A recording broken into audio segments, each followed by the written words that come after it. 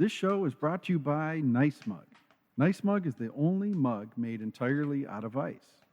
For more information, go to nicemug.com and enter the coupon code SAUNA for 10% off your entire purchase.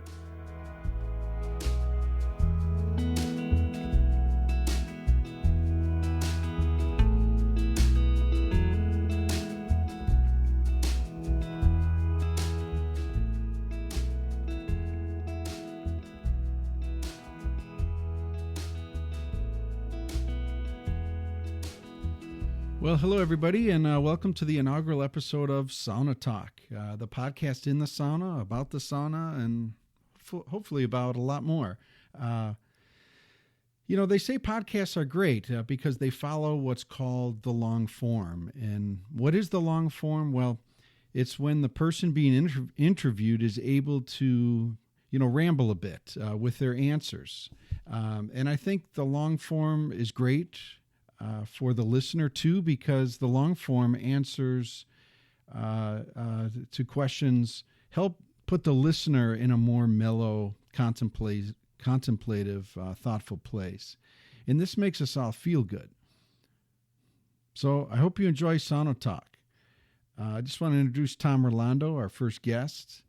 Tom is just a remarkable guy. I got to know Tom through sauna. I've built 2 saunas for Tom. He contacted me through Saunatimes, and I realized, though he was a stranger at the time, he reminded me so much of my family. I'm of Italian descent, and Tom's Italian, and just the way he thinks and speaks and processes is something I can completely relate to. So I met like my soul brother, through sauna and through building 2 saunas for Tom.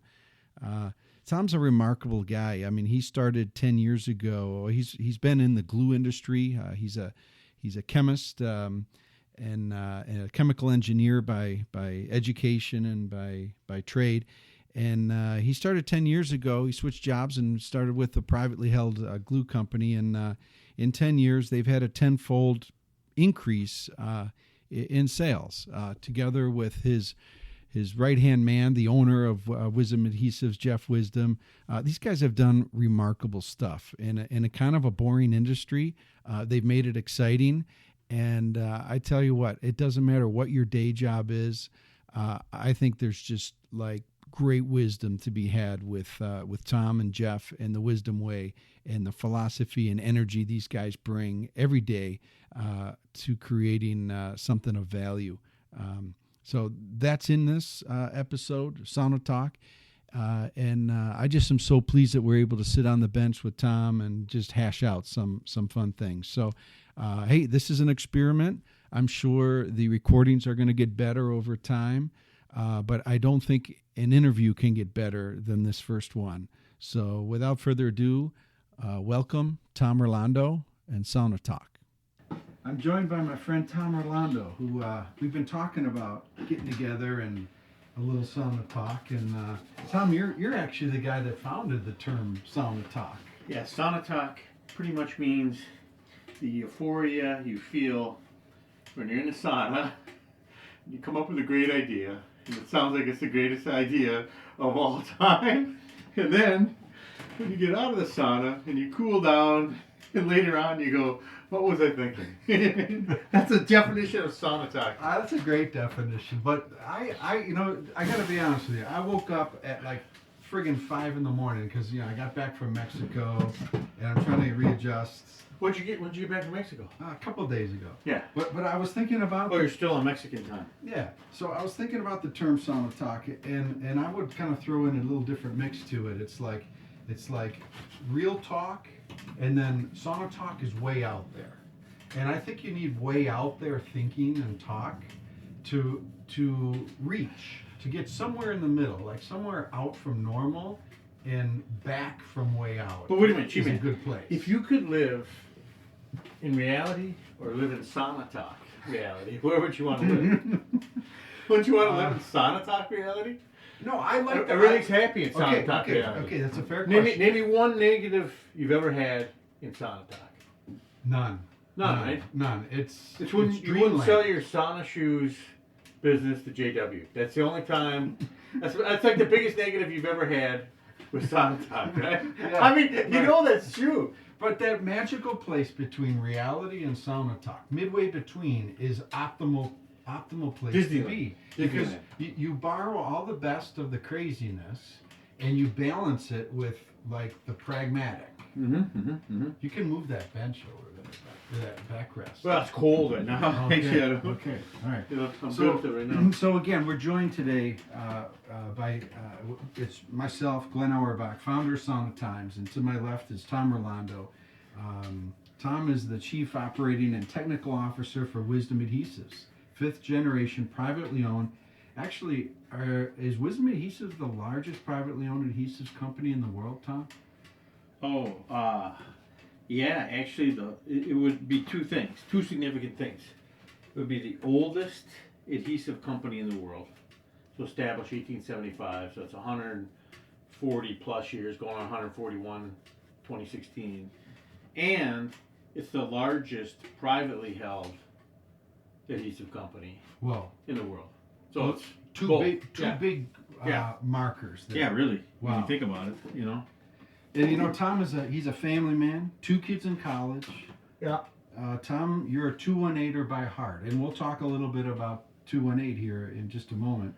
You've written 2 books, and most recently, The Wisdom Way, which is chock full of wisdom. And so, Tom, let's get right to it. I've seen you in action. The responsibilities you have and the work you do at Wisdom Adhesives. I mean, how do you keep it all together? Well, what do you mean, Like how do you do that? How do you? Okay, let's just frame up for the listeners. How many people are in your cell phone? Customers, distributors. At least 1,000, maybe a couple thousand. Okay. So thousands, But okay. And by saying I've seen you in action, we've driven up north together. We've taken many saunas together. You are, for better and I think very little worse, and I say that as a compliment, you are tethered to your cell phone. And anytime, anywhere, you're selling glue. How do you keep it all together?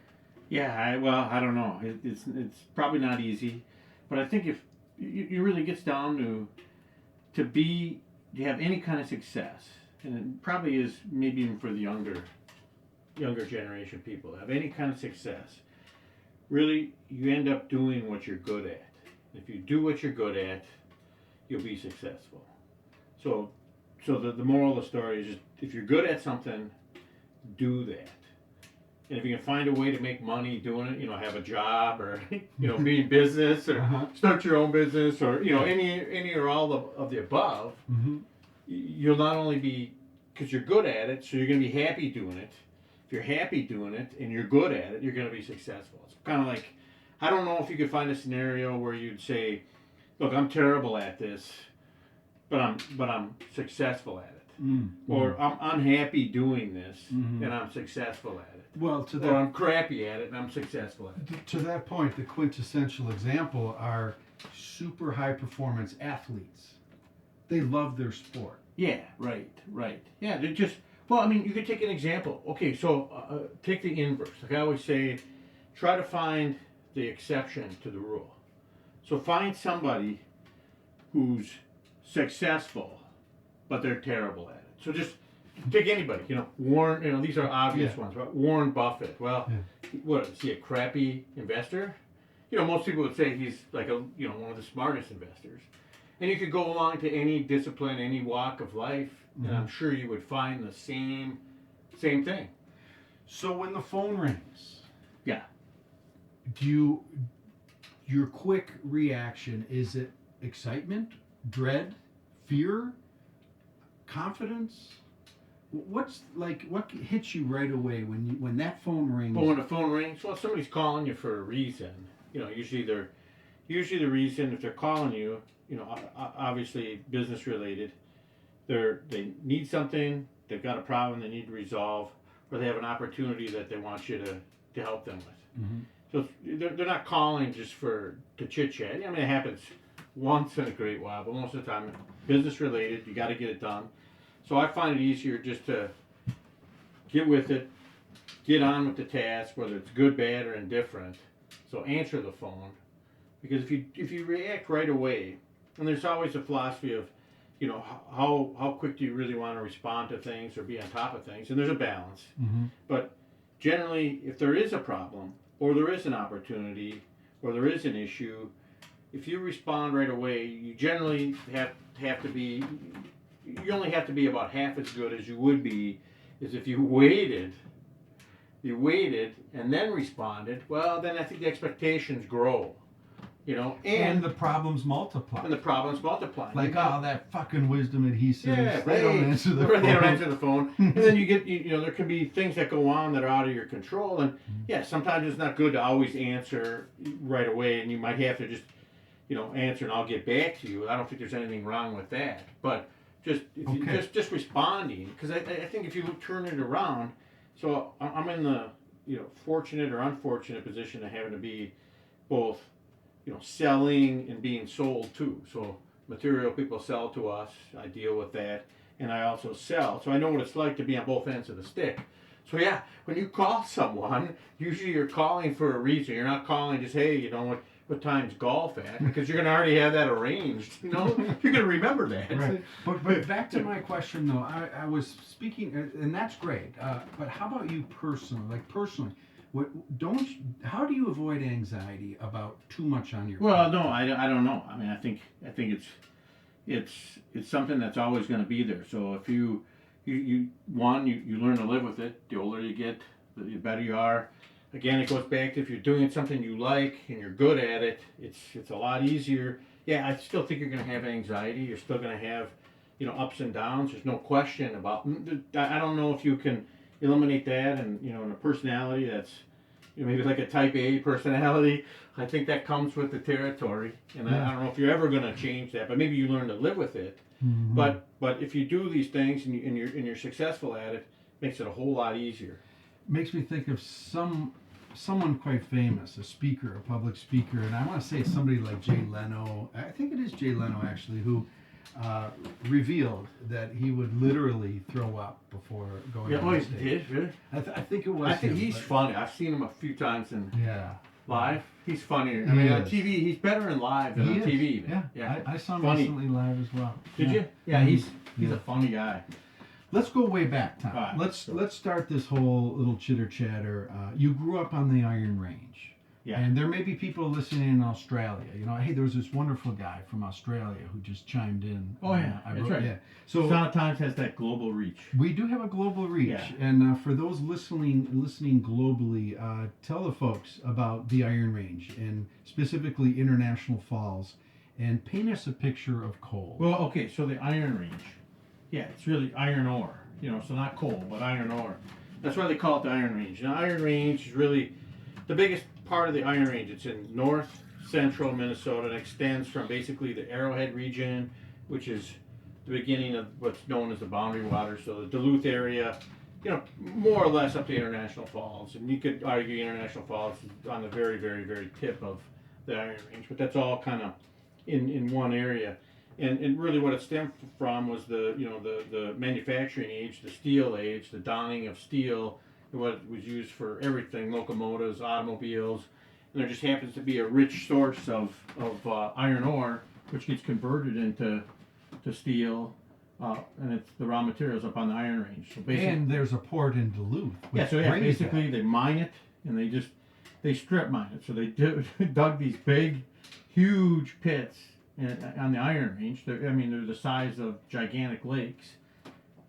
Mine the iron ore, put it on ships in two harbors, Silver Bay, Duluth, ship it across the Great Lakes to places like Gary, Indiana, and beyond, convert it into steel, ship it over to Detroit, make automobiles, locomotives, anything with steel in it. And those industries have evolved over the years, and they've gone through boom times in the early years to bust times in not too long ago, and even now it's probably certainly muted and moderated from what it used to be.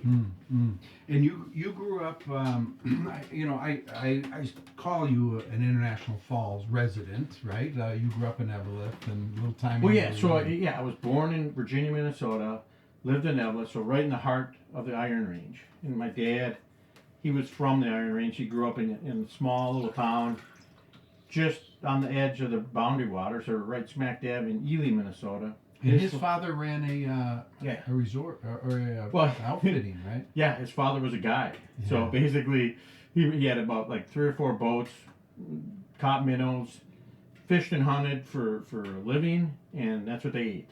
You know, so they lived very basic means. They lived off the land. It was, you know, it was a great way to live. But I mean, and if you harken back to those days, it was a whole lot colder. I know it's 0 degrees today. It seemed like it was 50 below every day when those guys were really hitting it. So maybe there is some truth to this warming. But yeah, so my grandfather grew up on the Iron Range, and he actually came over from the old country, from Italy, northern Italy.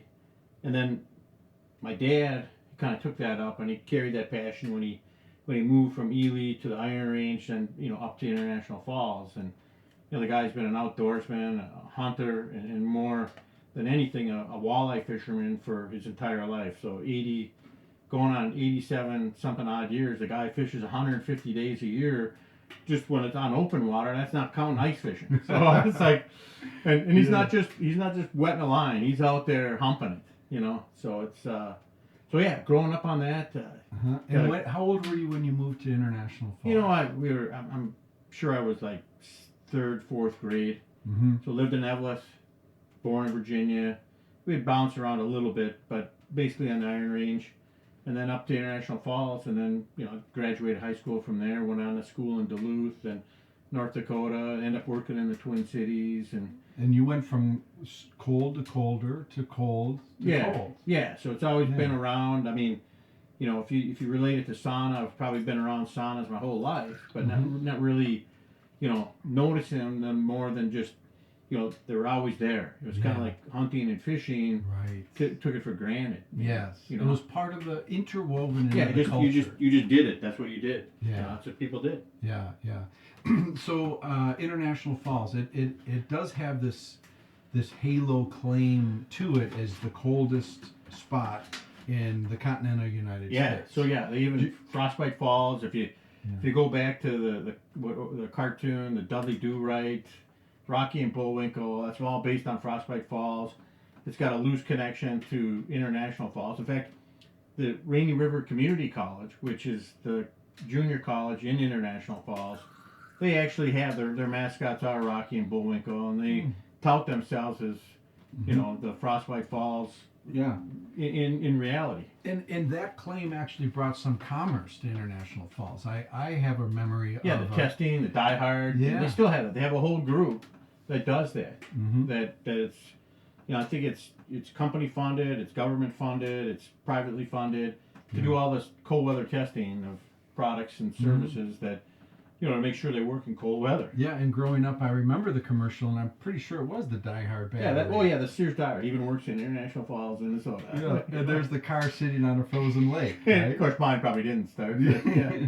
Do you have any specific memories of cold growing up in International Falls? Yeah, I mean, it was you're always outside. It seemed like the winters were much longer than they are today, and it's probably just because we were young, but we were always outside. So you'd be dressed up like the kid on what's that, you know, Christmas Story? Yeah. You know, where who just like you had like 10 things on you couldn't even breathe, and that's what. And then we get kicked outside. I mean, nobody stayed inside. I mean, that just never happened.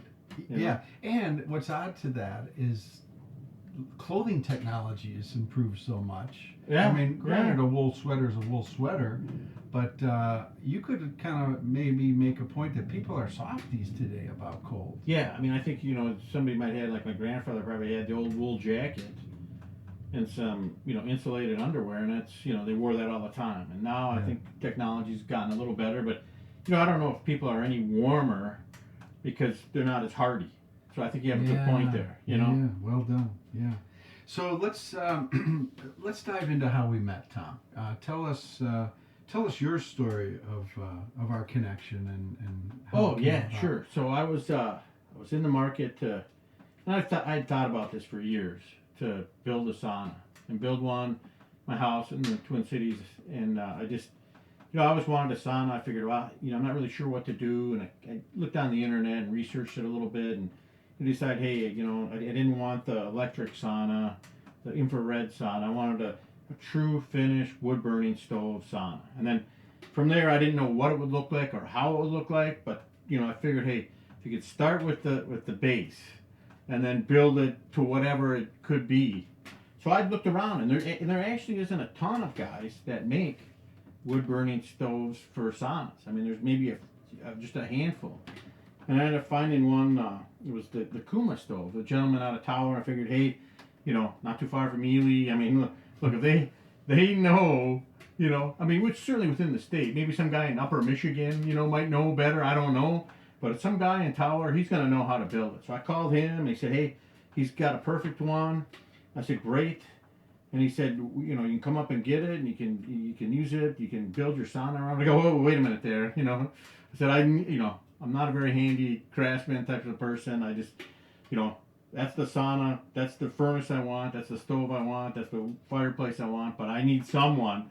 And so I asked him, and he told me right out. He said, hey, Glenn Arbach, commonly known nowadays as the G-Man. So I called you, G, and that's how we got started. Yeah, it's amazing. And I remember that in the Parallel Universe department, I got to know Daryl Lamppa, the Kuuma stove maker, I don't know, 25 years ago, and I agree. I mean, his product's unbelievable, and I basically built a lot of what I've done in my passion around sauna in conjunction with the Kuuma stove. Yeah. Because when I build saunas, I always use the Kuuma stove because I know it performs. Yeah, and I mean, once in a while, don't you get asked to say, hey, what kind of stove should I have? I mean, all the time. All the time, right? Yeah. And you know, and what do you say? You could say that the Kuuma stove is like the first craft brewer of stove building. I mean, the guy does it all himself. Yeah. He designed the whole thing. He's tweaked with the technology of wood burning and gasification. And your point's well taken. I mean, a guy in Tower, Minnesota that rivals International Falls in terms of cold is going to maximize the efficiency of wood burning because those guys burn wood all winter long. To stay warm. That's it. It's a functional thing. Not even just for your sauna, but for your house. Yeah. Totally. So we met, and in the Parallel Universe department, what you were looking for is exactly what I do. You know, having this backyard up north retreat concept. Yeah. And 8x12 is a size that conforms to what your needs were and what we did up in your backyard. Yeah. So we built you had the shell. You did all the finish work on the inside, the outside. Put the stove in, got her lit. Yeah. And it was, the whole process went very quickly. Yeah. And we were up and running, in due time. It was short. Yeah. It was about, 8 years ago, maybe? God, has it been that long? I don't know. It's probably true. Yeah. Yeah. Well, if I would say it was a great time to build it. Get it done in the summer. Yeah. And you can enjoy it all winter. You know what I mean? Totally. And, so let's talk about the other sauna. Okay, the Superior sauna. Yeah, so now that you went to school in St. Scholastica. Yeah, so I went to school, my undergrad degree. Yeah, St. Scholastica. Duluth, Minnesota. So even as kids, we'd always go to Duluth. My dad, when he was coaching basketball, always had games in Duluth, tournaments, all that. When I was in high school, we played tournaments in Duluth, that kind of thing. And so I went to college there. One of the things we did was some, with the group that I hung out with, some great friends. We would pretty much every Friday afternoon we'd take a drive along the scenic North Shore, so 61 scenic from Duluth to Two Harbors, and just basically relax, have a couple beers, get some smoked salmon at places like Russ Kendall's, still around today. Do the same thing that we do today. In that stretch from St. Scholastica College, in pretty much the heart of Duluth, Minnesota, up to Two Harbors is about how many miles? Well, it's maybe 25 miles. When you get right to the edge of Duluth, is maybe 20 miles. It's safe to say you know every turn on that. So I've been up and down that road, and it's not a very populated road. It's not a very used road. I mean, in the summer a little bit, a lot of people bike. There's actually a marathon. Grandma's Marathon is run every year, end of June, right along there. Yeah, and for those Bob Dylan fans, we're talking about Highway 61. Yeah, he wrote a song, and that's probably like the quintessential part of 61, even though 61 will go from Duluth. I mean, I think it goes south, to really the Iowa border, but Yep. and north to the Canadian border. But really, the heart of it is Duluth. 61. I mean, people think Duluth and that scenic North Shore. Really. Yeah. So you know the spot. You graduated from college. You moved to the Twin Cities, but you would go back to that area. Yeah. So we went. I went. Later on when I had a family, we would go pretty much every year, at least once a year, twice a year, any time of the year. Go up there and just take a break. Like in the summer when it's 80, 90, 100 degrees in the Twin Cities, and believe it or not, it can get to be 100 degrees Fahrenheit in the cities. You could go up to Lake Superior, and Lake Superior is the biggest freshwater lake in the world. I think there's one in Russia about the same size, but it's as big as all the other Great Lakes combined, and the temperature never changes, as you well know. It's like 38 degrees year round, and you go up there and the water temp. Yeah, the water temp. Yeah, and you go up there and it's like air conditioning. When you finally had enough of summer, which right now, if you go outside, you go, I couldn't have enough of summer. But you get to that point, everyone gets there when it's 100 degrees, 90 degrees, 10 days in a row. Going to Duluth is like having outdoor air conditioning. And you sit by the water and you feel this thing and you're just reinvigorated. And it gets you going. It is amazing, and that right in the heart of the United States, in the middle of the country, you have a view like you're on the coast. Yeah, you have a view like you're on the coast. A body of water is like none other. It's not nearly as populated as it would be, say, from Florida to New York or Maine. I mean, it's or the West Coast. It's relatively unpopulated. So from Duluth to say along the North Shore to Canada, there might be, within a mile of the shore, there might be maybe 10,000 people at the most. And you're talking a 200-mile stretch. Not very populated. So it's a great way to get away. Certainly the weather drives a lot of people away. It snows a lot. It's cold a lot. And did you think at some time that you wanted to own any property up there? Yeah, I mean, it was hard to say. I mean, I think I've always been looking for a place up on the North Shore because it's always been, it's like a magnet. When you read for you personally. Yeah, for me personally, you got a connection like all the stories, the Edmund Fitzgerald going down in the 1975, November 10th. This buddy of mine, his uncle was on that ship. There's always been a connection to be there, to go there. It's been an attraction. It's almost like a magnet. So finding a place, buying a place, getting a place up there was, was it inevitable? Maybe it was inevitable, but it happened, and I don't know, what was that, about 5 years ago now?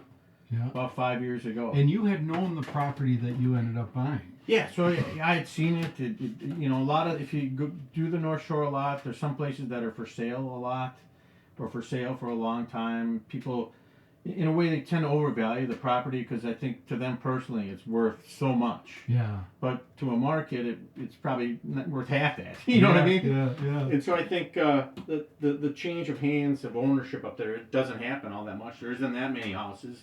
There isn't that much land. There isn't that many places. So, there's a limited selection. Yeah, and limited in the sense that that the property that you bought is actually on the rocks of Lake Superior. And most of the homes, if they're going to be built, are on the woods side of the road, so not the lake side of the road. If you look at the scenic 61, there's not many opportunities to build.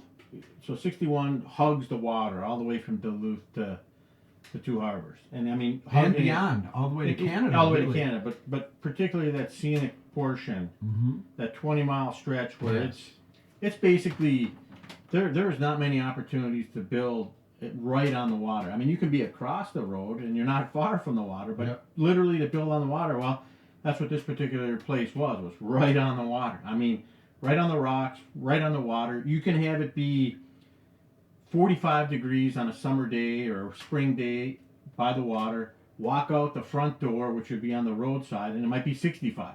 Literally a 20-degree difference in a matter of 50 to 100 feet, and so it's that much of a difference. So the property is unique. It sits right on the rocks, on Old Highway 61, a few miles south of Two Harbors. What else about that property attracted you? Well, the biggest thing, as you very well know, was there was this shed. And it was a great looking structure. And then later on when we did measure, it was a 12 by 16 structure. But it was a perfect structure looking solidly built. I mean, it looked like it was sitting in the water. What is that? Well, that's just a tool shed, and so it's a little bit of a path to get from the main house down to the tool shed, if you will.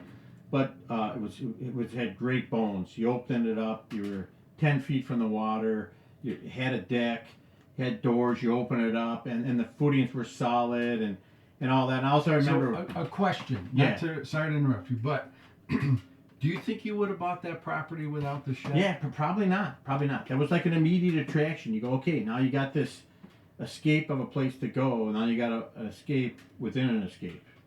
So it's like, you can go up north and be away from everybody, basically, and it's a convenient place to go because it's right off the road. It's easy to get to, and it's not far from the Twin Cities. But now you got a place you can get away from the place when you're up there and go take a sauna and be away. So so my side to that is, I got to know Tom really well by building his Minneapolis sauna, Yeah. and we would sauna together, and we wouldn't see each other a lot. Hey, we're both hardworking, we Yeah. have families, and so out of the blue, I get this, I don't know, it was an email or whatever, Probably text, yeah. G-Man, and there was this picture of what you described, the shed, Yeah. the brown-clad shed on the shores of what I perceived to be Lake Superior. G-Man, can you build a sauna here? Yeah. Let me know. And so, Get your that's ass up classic Tom. Yeah, I write back, of course I can. Yeah, of course I can. And then thank God you sent me the listing, which put a little more meat on the Yeah, you bone. can look up the details. Yeah. Now I knew where you were talking, and I had a little bit of a context of, what was entailed.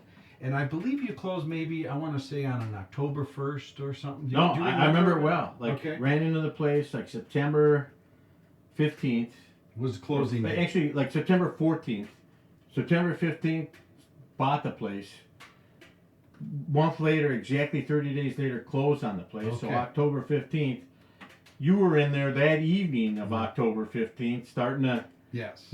assess it and what can be done here. And Yeah, totally. Now, what's significant to me for those listening is that you can do this virtually, remotely, and then plug it in when it's go time. And what I mean by that is Tom, gave me the pitch about this sauna build, and the bones were there as you described. Well, and even at the time of the buy, to me they looked like they were there, but until you actually saw it, and agreed, it was still in doubt. Well, no, and the day I saw it was 2 hours before the Home Depot delivery. Right.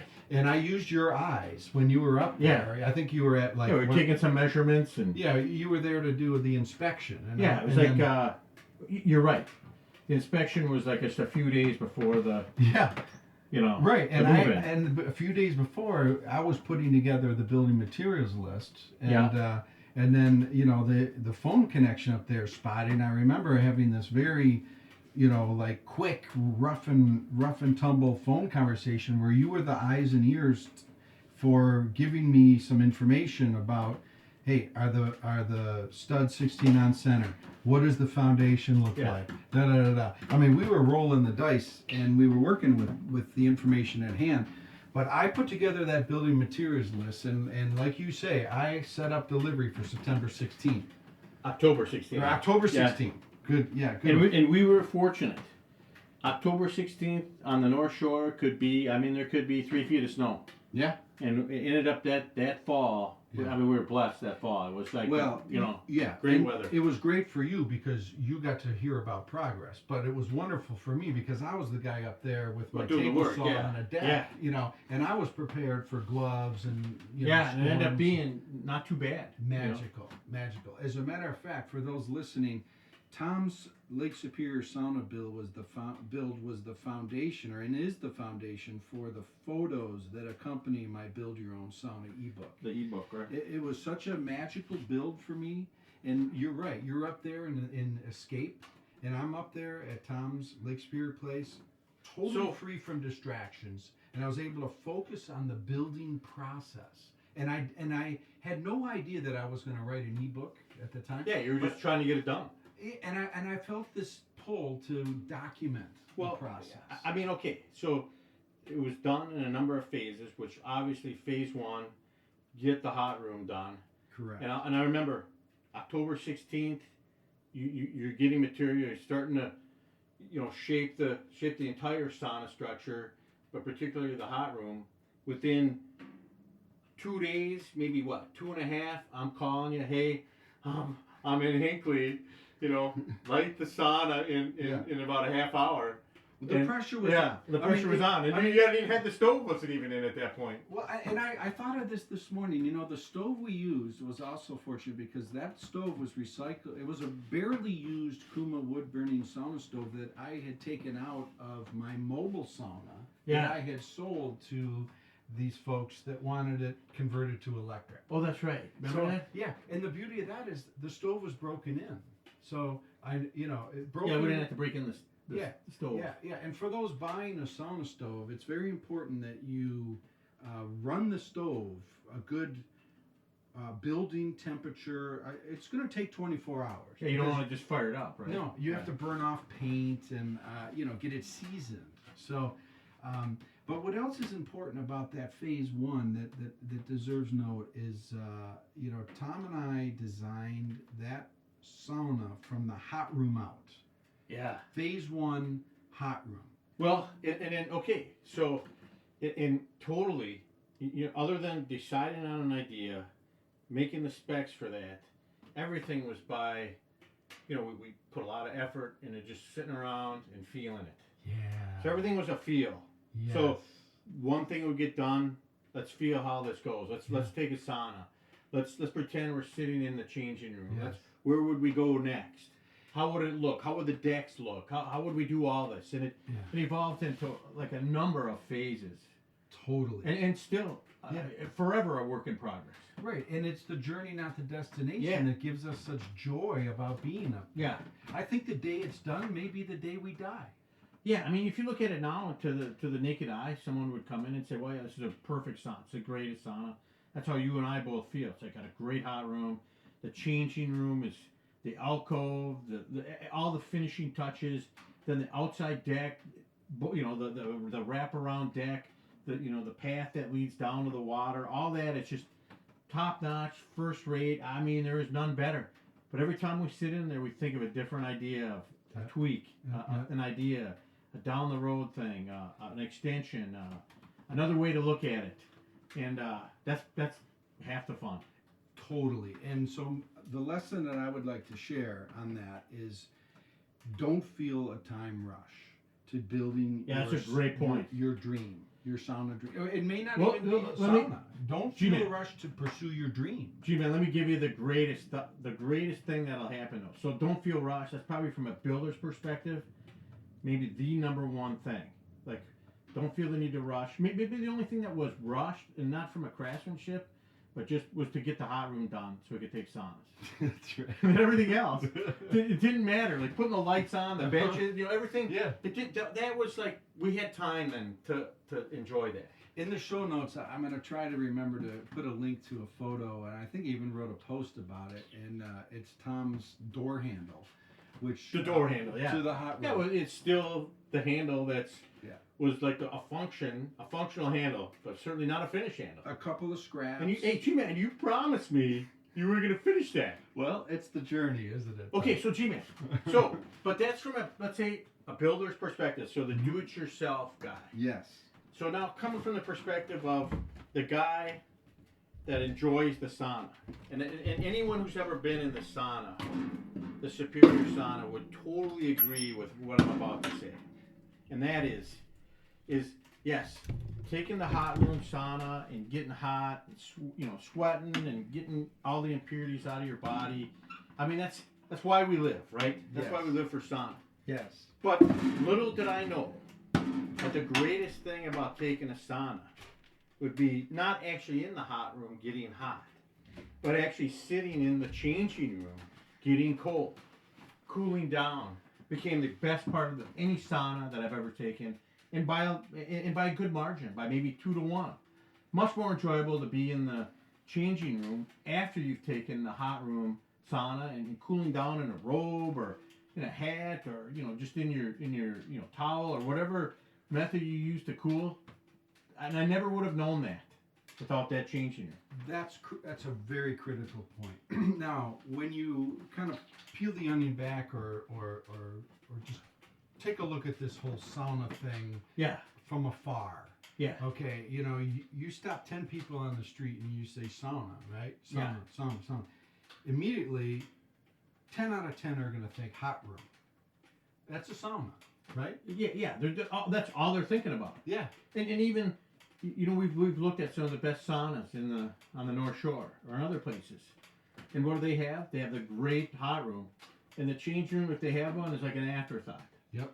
I mean, think about it. If a guy, and this is for you do-it-yourself guys, if you got the ability to build a hot room, building a changing room should be what? It's way easier, isn't it? Totally. Probably way more fun. Yeah. From the standpoint of you can, a hot room, you got to have a stove and you got to have benches, and there's a certain conformity you have to have, otherwise it wouldn't be a hot room. Yeah. But the changing room, you can have it to be anything you want. That's right. And you know what? You jumped way ahead because I have a few questions at the end. But I'm going to ask you this one, and I think you already answered it. Yeah. It's as you think about your entire sauna routine, say from the dreaming about taking a sauna on your flight home, all the way through the process of your sauna experience, until after you towel off, go inside, and maybe go to bed that night, okay? Yeah. What is the one specific moment in that entire process that you enjoy most, and why? Well, yeah, and I think I've just said it. You just did. And it was something that was totally unexpected. Yeah. And in particular, like when you're up there, we get like a JW, all the, the posse sitting around, cooling down. I mean, sometimes you forget to go back in the hot room. Yeah. You almost have to, once in a while, remind yourself that, whoa, we are taking some saunas here. So from the time a sauna session, Yeah. say, in that environment, from the time, we won't even say when the stove is lit, from when we go down to sauna, Yeah. until this little sweep up at the end. I mean, what sort of time frame are we talking about? I mean, it could be, if it's you and me, I mean, you certainly know it's like a 4-hour type of thing. It can be longer, shorter, depending on what we got to do. But it's just the time flies. Now, it accelerates. Out of context, don't you think people that even may be listening that are somewhat into sauna would think that's fucking crazy to be 4 hours? Yeah, well, yeah. I mean, and then obviously, if you have somewhere to be, somewhere to go, something to do, if you have an actual time constraint, it makes a big difference. But picture yourself on a night where it's, the day is done, and there's, it doesn't matter when you go to bed, or it's a weekend where you're not working, or whatever the case may be. And that's generally what we try to do is just, maybe we're fielding something in between rounds to keep it going, but the time just flies, and it takes that long. And it could be a lot of times we're reminded of, hey, let's move this up. Let's move this up because we want to get down there. Yeah. And then we don't want to be rushed. And isn't it ironic in life, right, where so much of our time is programmed? Yeah. And, minutes are programmed like hours. And what I mean by that is like, all right, the flight's at 2:20. I got to get to the airport at 1:10. Yeah. I got a 3:30 meeting. Yeah, everything's well, and I think you have a video clip of what I would say is like kind of summarizes this up is we're sauning, you jumped in the lake, cool down. I came down, I was cooling down, came down the rope, had a couple beers, and I capped them off, and you caught that on video, and that kind of sums up. It was like end around, say, 2, probably, which is like the most magical time anyways. Mm-hmm. End of round 2. So that's the answer to the question for you. Yeah. End of round 2. End of round 2, because you've gotten through round 1 where, 90% of your impurities are out, and then you've had a cool down. Not to interrupt you, but not as in additionally to 90% of your impurities, 90% of the world you left behind has left. Yeah. Then your mind is clear. You've had 1 round to kind of cool down. Maybe you had some last minute things you had to take care of from a work standpoint. But then round 2, you're in. It's not. It doesn't feel as hot, and you're not going to stay in as long because usually round 1 is your long round, or depending on how you do it. Sure. Round 2, you're already in the groove, and at the end of that, then you say, okay, now I've earned it. I can have that beer. Yeah. And that beer never tastes any better than that. I couldn't agree more. You know what I mean? It's It's just like the greatest beer. What's your greatest beer you're ever gonna have? It's the beer you're gonna drink after round 2 on your cool down. Doesn't matter what it is. You can drink any beer. Yeah. Don't you think?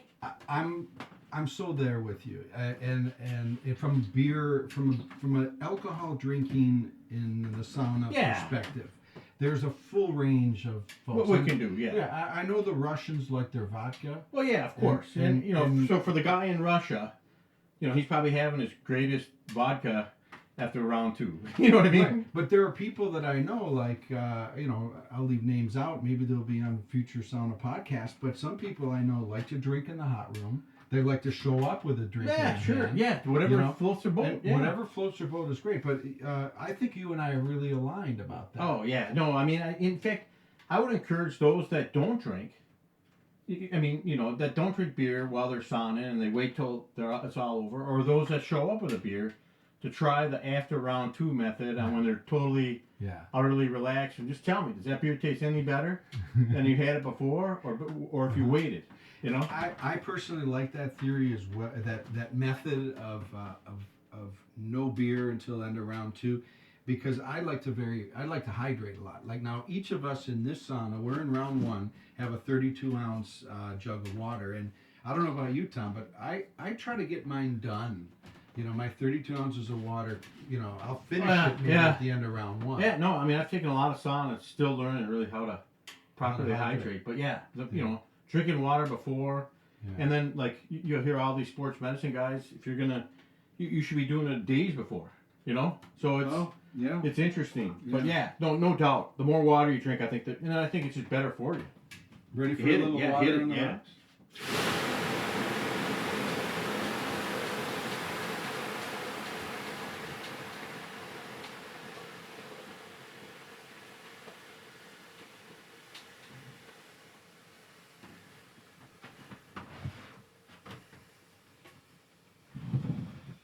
You've written a couple of books, Tom. Yeah. One, just a magical effort about your dad, Pooner, the name of the book, Pooner. Yeah. What was the inspiration for that book? Well, Pooner is such a great story. He's such a great man. Just, grew up in Ely, as I said before, lived on the Iron Range, coached basketball, was a teacher, athletic director, International Falls, a long time. He was even a great athlete in his day. He was actually... his team played in the state finals in basketball. He was actually on the all-state team, 1944, if you can believe that. You know what I mean? So, great sports person. He played football, basketball, baseball, all that. And then he fished. He had this passion for fishing. So when you say, hey, do what you love what you do what you're good at. I mean, he was great at sports, people, and no better fisherman. I mean, he'd fish with anybody. Really concentrated on he's fished for everything, but mainly fishes for walleye, and he's done it his whole life. And I'm not talking once a week. He's fishing, as much as anyone can exercise, that's as much as he's fishing. So he's fishing 5 days a week. Oftentimes, when he's younger, he was fishing 7. Ice fish. And he had a lot of stories from the fishing. So over the years, I mean, the book probably was 10 years in the making. Just asking him questions. He wrote down things. Were you writing things down at the time? Yeah, he actually wrote things down. I made notes, but didn't put a lot of effort into it. Just kind of compile it. And I always thought about doing a book. And then just one scenario from a Thanksgiving to a Christmas. I think it was around 2008, 2009, or whatever the book was published. He said, hey, I'm going to write this book. So I made the chapters, and it kind of had a system to doing it. Mm-hmm. Come up with an outline for chapters, have one chapter have a beginning that matches the end. And a transition. The beginning of one chapter matches the end of the previous chapter. Make it so people can read it almost like a Reader's Digest type of thing, where, yes, the chapters tie together, but you can read your 2 or 3 or 4 pages and leave it, pick it up, and it'll make sense. Had some chronological order to it. And it ended up being, even though it's a book about Pooner and it traced his whole life, there was a lot of me in it. So it ended up almost being, and how easier it is to write a book than about yourself. True. Really, it's how it ended up, kind of looking at my dad and maybe how I reflected on it. So it was it came out, and it was a great reflection, great tribute to Pooner, and it was fun doing it. Yeah. And so it really wasn't, to me, it wasn't that hard. I'm used to writing. Sure. You know, and I think everybody wants to write a book. You know, like I would say half the population wants to write a book. Probably a small percentage actually go out and do it. You know what I mean? And you've done it not only once now, but twice. Tell us about your second book. Well, the second book has to do. It's called The Wisdom Way, and it relates to the company I work for, Wisdom Adhesives, the oldest and longest running adhesive manufacturing company in the world. Great story to tell. Been around for, they've had 5 generations. Jeff Wisdom, the current owner, a great friend of mine. And of course, you know him well. We've all signed together. Tremendous guy. Just, salt of the earth type of guy. Tremendous person. And we've always wanted to put a book out about Wisdom Adhesives and that story, but we never really wanted to tell a story of, day one, the company started and went through all these trials and tribulations and it ended up being what it is today. Well, nobody would care except for a handful of people that were intimately involved. Yeah. But what was more important was to capture the essence of that company. And it came into 6 principles, with the leading one being passion. Followed up by action, and then 4 other principles that tied in to make this book, and it was centered around these 6 guiding principles shaped in a hexagon. And the cover of the book actually is that where is that, the hexagon rocks? Yeah, where is that, Iceland? Yeah, northern Scotland. That area, and so it took shape through 6 principles. Through 6 principles, yes, and with the driver being passion, and the second principle, action, being the guiding principles. Nice. So it really guided that company. I mean, there's the endurance, the reinvention, the relationships, and the giving back portion. The generosity. Those were the other principles, but really it all came down to just really the passion, the action, how this company went from what it was to what it is today, and it's a behemoth today compared to what it was, and it's certainly a force within the industry that it's in. Yeah, so being privately held, I won't ask you for numbers or whatever. I mean, you guys are low key and just, Yeah, I mean, it's you put your pants on every day like anybody else. Well, absolutely. But when you started to today, yeah, can you it's give like an idea? It's like a tenfold increase at least, and Yeah, right. So imagine a company that 10 years ago was a tenth of the size, maybe a 20th of the size. Now it's gone 10 to 20 times bigger. And still continuing to grow, still this double-digit 20% plus growth every year, just like an engine. So would you say in that book is a formula in magic? Yeah, growing a company tenfold. Yeah, right. If you look at this book and actually take it to heart and take the principles and apply them to any situation, and it could be business, it could be personal, you're going to be better off for doing it. If you actually follow these principles, and I think a lot of people do it innately. They're just going to do it automatically. Yeah. They may already do it. Right. And maybe many successful companies already do. But it's a winning formula. So it's not only just about the company. Yeah. There's a little bit about the company, but it's actually it's a business model. How to do business. Today's Saturday, right? So you worked yesterday, right?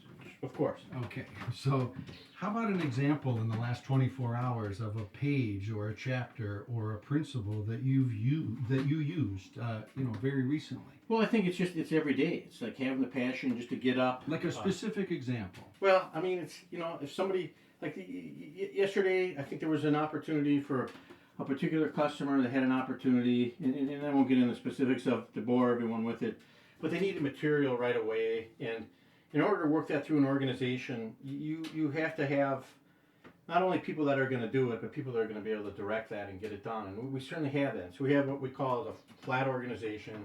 It's actually termed this ECHO 2, efficient compact organization, with 2 levels of reporting from the shop floor to senior management, so people can make decisions and get the job done. So the long story short is we're able to fulfill the need when another vendor couldn't. And we most likely got a customer then for the long run. So you didn't have to fill out a new op form? Yeah. So there's conformity. It's like look at it like the duck thing.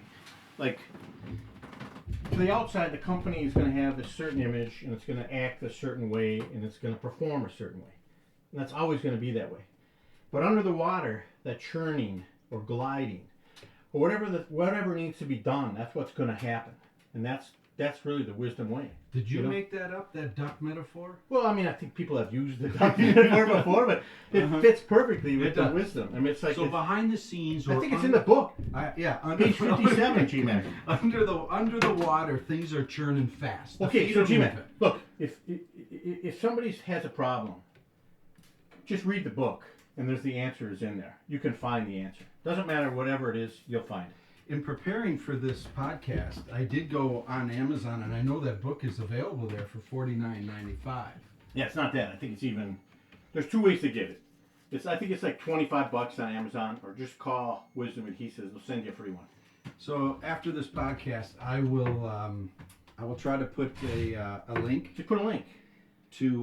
Put link to Amazon, link to Wisdom, and if somebody wants to pay for it, they can pay for it. If they want it for free, just send an email to Wisdom. It'll be a link, and you'll have one in the mail. So this is a Sauna Time special for those listening, those at work or even in their personal life that are trying to. It's a 2-for-1. If you want a Pooner book, ask for that. You can get a free Pooner book too. How about that? Learn about Tom Rolando's father, in life in International Falls through the book Pooner, and a great read, The Wisdom Way. I feel so fortunate to be, part of Tom at the time of his writing of that book, and there's some pages in The Wisdom Way that have changed how I do what I do in my day. Yeah, well, and G-Man, let's not forget, I mean, you were a giant contributor to the talks we had driving to and from the shore to take saunas and do giant contributors. So don't sell yourself short. The Wisdom Way is as much as you as anyone else. Oh, that's so kind. I mean, it does mean a lot to be able to, at our ages, and we're the same age, just over 50 or whatever. I mean, we're 50-something. They're going to come out with a new show. Remember when they had 30-something? Yeah. It's going to be 50-something. It's going to be about guys sitting around in the sauna thinking up Sauna Talk ideas.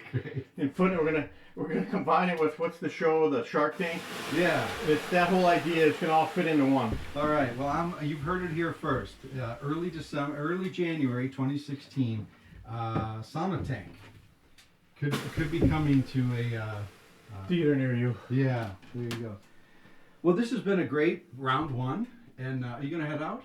Yeah, I think we're just about done. We'll throw some on and yeah, you know what I mean. I can edit this as we go, so don't don't feel that we have to keep talking. I mean, there was a great chunk right in there, and I got through most of my questions. We could maybe even talk a little more. Yeah. We've been in there a while. Yeah. You know what I mean? So long. Well, I feel really good to get all that out. Yeah, I think we hit all the hot spots, right? That was great.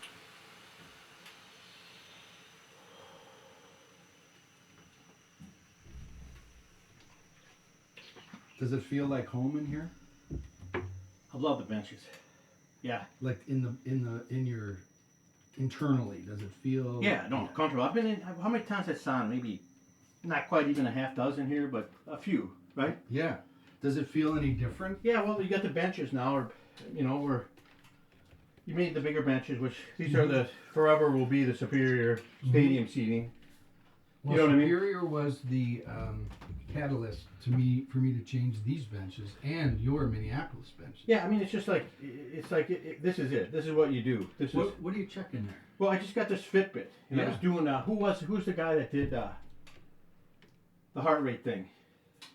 Oh, Lance Armstrong? No, on your Sauna Times. Remember you did Clint. Yes. Clint did a video for you on one of your Sauna Times articles, he did a video. And his heart rate was, let's say, 70. He took a sauna for like half hour. It came on, was 110, right? Okay.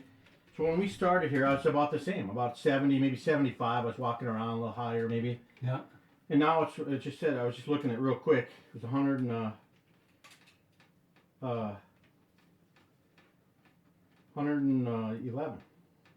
Is that 114. Is that good for you?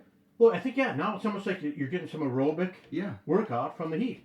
I mean, he proved it with his thing, and I think people have written about it, but yeah, because it's hot, my body's fighting off the heat. That's right. Well, your blood is circulating. Yeah, I mean, if you took yours, whatever yours was, what to start, and I know you got a low blood pressure, or low heartbeat, or whatever, or whatever, it's going to be more elevated now because we've been sitting in here for a half hour. And I feel it. Yeah. I feel it. So this feeling right now that we have, we're just finishing round one. It's like exercise. And there's no different. Gee, I gotta Hit it. hit it. Yeah. This show is brought to you by Sun Country Airlines. Sun Country is staffed by cheerful humans. And wherever Sun Country flies, they are competitive and keep the airfare honest. So whether I'm checking out Temescal in Tulum or the Archimedes Banya in San Francisco, Sun Country Airlines is the first and last place I go for decent air travel. Okay, Tom, so we're just going to finish up with a couple rapid-fire questions. Okay. If you could have a kick-ass mobile sauna and bring it anywhere, and bring it anywhere in the world and take a sauna, where would you choose? Okay, so I got a different opinion about the mobile saunas than I think you do, but I would just bring it to the North Shore, so then I wouldn't need a mobile sauna. You know what I mean? How about Stony Point for all those poor surfers? Guess, yeah, you could do that. It'd be similar to so Stony Point. There you go. Okay. You answered my question. And would you your question? Would you invite some of those poor freezing surfers? Oh, I think that would be the perfect spot. So Stony Point surfers, middle of winter. They were out there last time I was up. Be a perfect spot for them. Perfect. Question 2: If you could arrange a sauna session with one other person, anyone in the world, dead or alive, who would you choose? So is that one other person? So it'd be a total of 2, including myself. What would be you, G-Man? Come on, that's not even a fair question. You know I'm out. No, I'm totally out. Well, then JW. So come on. We can't go with those. All right, so you got to knock those 2 guys out. Yeah. Close friends of yours are knocked out. Like now, cast the net wide. Whoa. Dead or alive. Okay, so anyone in the world. Whoa, wow, that would be man. I could come back to that one if you want. That is a great question, because it's like, okay, would that person enjoy it? You know what I mean? Well, that's a good one. So is it a northern person? Because I was always a big Ronnie Reagan guy, but does he really want to take a sauna with me? He might think that's weird, right? Well, if it could be in his younger days. Maybe a young, but so you almost have to have a person that would appreciate the sauna, right? Northern climate, Scandinavian climate. I don't know. That's a great. I don't know. We happen to have Brian Peterson for Sauna Talk, and his choice was Bob Dylan. Whoa. Yeah, I just, it totally caught me off guard. Gee, I'd still go with you. Wow, that's super kind. And I think Brian's... And there's a lot of reasons why I would do it. Okay, so sauna, this brings up a great, interesting thing, is because there's some etiquette to it. There's some, basically you're half naked, if not all the way naked. Basically. So it's not like you can just, how would Bob Dylan feel with Brian Peterson? It might be an awkward moment, Well, it could. And, in defending Brian's choice, he, I think either consciously or whatever, knew Dylan as an Iron Ranger from so he would probably love it. Yeah, right. And I would put a lot of money that Bob Dylan has taken authentic sauna. His own sauna, you know what I mean? Okay. I don't know. Yeah, that's it. That caught me off guard. What's the next question, Jim? Well, the next one you hammered out really well. Is tell us about your typical sauna routine. It's probably similar to what you've seen on Saunatimes. Usually it involves 2 to 3, maybe even 4 rounds. You take a sauna for the longest one is usually the first, because then I like to get in early and let it ramp up. Yeah, tell us about that. What do you call that term and why? Catching it early on the way up. I love doing that. And what temperature do you like the hot room? Maybe start off at 120. And so, maybe that goes against a lot of etiquette of the Finnish people. But, I can walk into a sauna at 120 and basically you can start to get undressed then in the sauna and take your time and, finish your water or whatever you're doing, and maybe you're on a phone call or doing a last email or text or whatever, and you're doing it at 120, and then as you settle in, it's 130, 140. You're catching it on the way up. Beautiful. I think there's a post in store about ride it up or catch it on the way up. Last question, Tom. What is one thing about sauna that you think is misunderstood that you'd like others to know? Yeah, well, I think, it's probably a weird thing, but I think a lot of people, the general public, will think sauna, they think of this sauna that's, kind of a dark and lurky thing in the seedy part of a city that, bad things happen there. And that's not what we're talking about here. We're talking about authentic, sauna, something that's healthy for you. And I think the generations now, the millennials now versus what our parents did, people want to be much more healthier than they've ever been, and I think sauna fits into that. Well done. Tom, I just want to thank you for being a part of Sauna Talk. Over, and I really appreciate it. And I think we're almost ready for round 2. So here we go, folks. Thanks for listening on Sauna Talk, and we'll be back at you soon.